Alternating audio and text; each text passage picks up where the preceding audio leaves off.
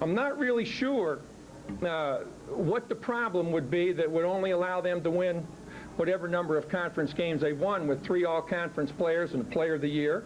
And a guy who I think probably deserves to be coach of the year. I don't have to put up with his sarcasm, and he comes in here and rapes our state, takes our players, then comes back in and treats the people of Illinois like he's treating them. Well, he ran out before making fun of the crowd, I guess. I don't know, he was laughing. Somebody told me he went out laughing. I don't know. So I wish I had a better graph than Schwarzkopf has.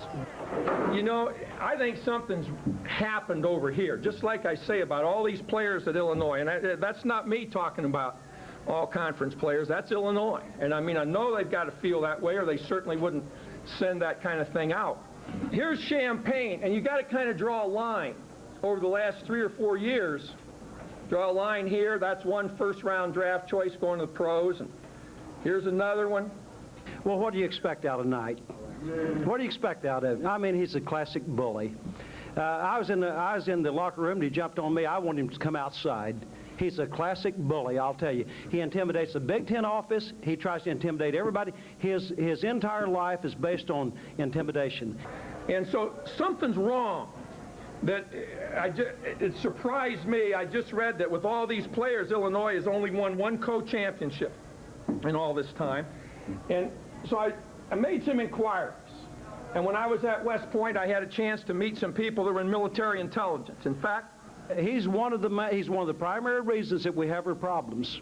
Bobby Knight is one of the primary reasons, and the Big Ten coaches know that. Somewhere here on the campus, they're not sure just in which department it is, but are a couple of subversives that have really created to the problems that have existed here. I don't need to say anything else. I've tried to get along in this league and do things right, but hey, I'm not going to let one guy bully me around.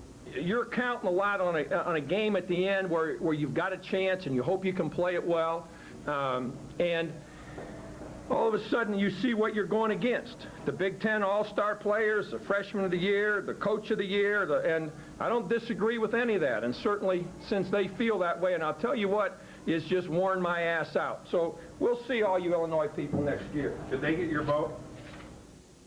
And we're back on Sports Locker. That exchange, as you've already known by now, has taken place today. It took place in Champaign following the Illinois-Indiana game. And let's welcome Robin Miller, who joins Mark Patrick and me. And Robin, I think Mark and I kind of get a kick out of it because it's, to me, but I'm an IU guy, it's Bob Knight's sense of humor.